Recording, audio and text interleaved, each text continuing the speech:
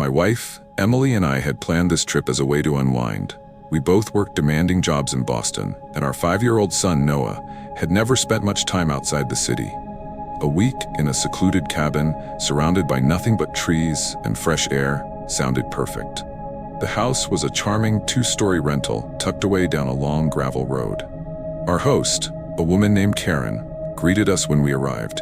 She was in her late 50s, friendly but a little distant. "Let me know if you need anything," she said. "Cell service is spotty, but there's a landline inside." I remember feeling a brief pang of unease at that. Spotty service? But I brushed it off. After all, we were here to disconnect. The first few days were perfect. We went hiking, played board games, and roasted marshmallows by the fire. Noah loved it.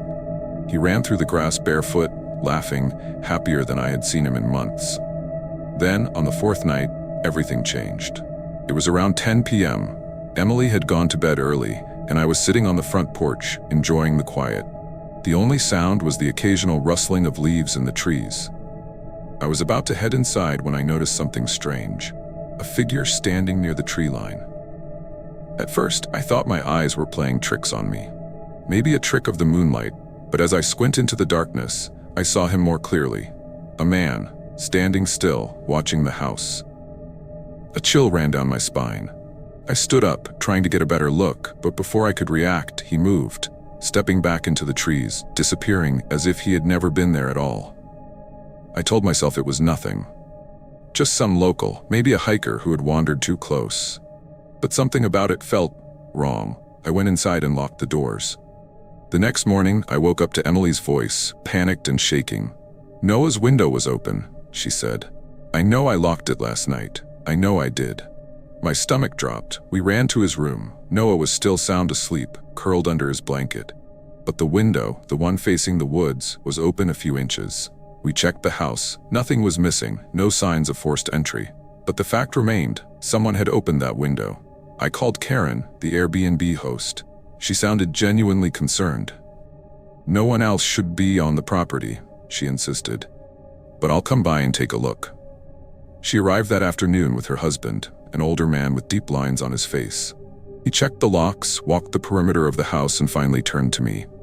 "You might want to keep your son close," he said, voice low. "There's been incidents around here before." That night, I pushed a chair against Noah's door. At 2 a.m., I woke to a sound that made my blood run cold. A soft tapping on the window. I shot up in bed. Emily stirred beside me, mumbling in her sleep. I held my breath, listening. The tapping came again. I grabbed the flashlight from the nightstand and crept to the window, my heart hammering. With shaking hands, I pulled the curtain aside and shone the light outside. And there he was, the same man, standing in the yard, looking directly at Noah's window. I lunged for my phone and dialed 911, but before the call even connected, he took off running, disappearing into the woods. The police arrived 20 minutes later. They searched the property, but found nothing. "No cameras out here," the officer said, shaking his head.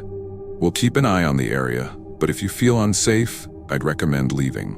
We didn't sleep the rest of the night. The next morning, I woke up to Emily's voice, panicked and shaking. "Noah's window was open," she said. "I know I locked it last night. I know I did." My stomach dropped. We ran to his room. Noah was still sound asleep, curled under his blanket. But the window, the one facing the woods, was open a few inches. We checked the house. Nothing was missing, no signs of forced entry. But the fact remained, someone had opened that window. I called Karen, the Airbnb host. She sounded genuinely concerned. "No one else should be on the property," she insisted. "But I'll come by and take a look." She arrived that afternoon with her husband, an older man with deep lines on his face. He checked the locks, walked the perimeter of the house, and finally turned to me. "You might want to keep your son close," he said, voice low. "There's been incidents around here before."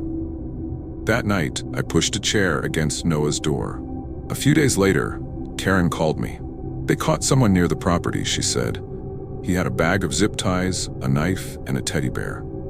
My blood ran cold. I don't know what would have happened if we had stayed one more night. If I had ignored my instincts. If Noah had been left alone for even a moment longer. I still think about that trip, about how close we came to losing everything. These days, I don't book Airbnb anymore. And when I do travel with my family, I never, ever ignore an open window.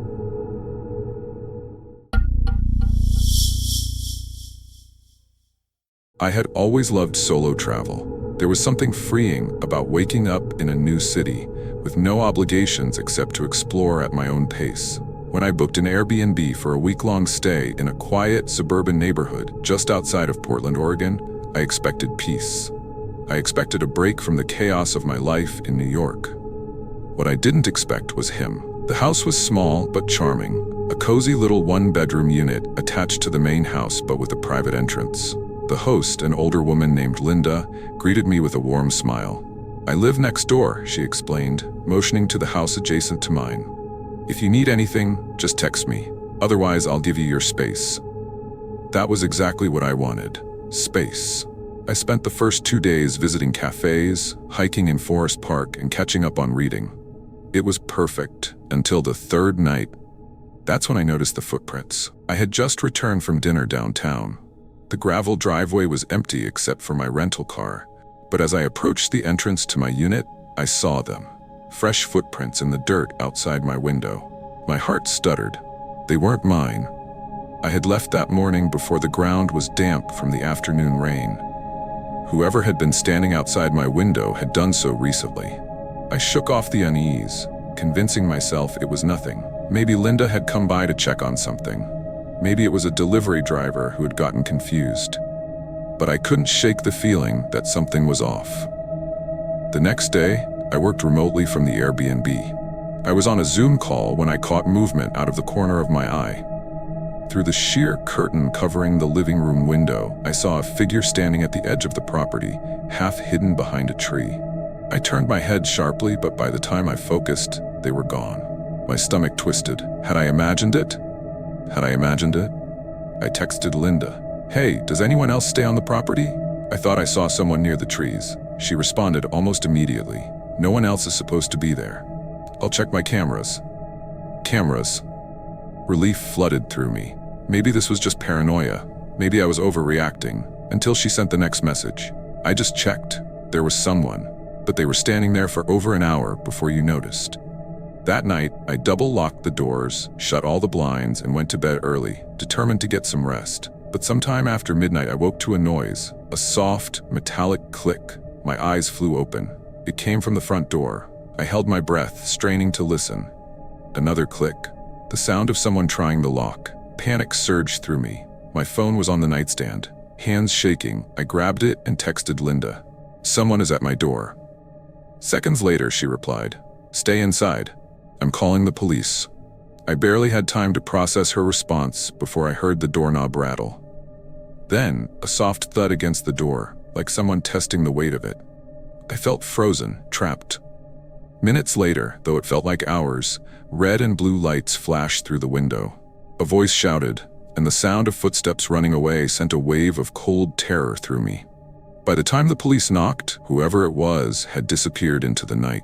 The police checked the area, but found nothing except for muddy footprints leading from the woods behind the property. No forced entry, no security camera footage showing a clear face. The worst part, the lock showed signs of tampering. Whoever it was had come prepared.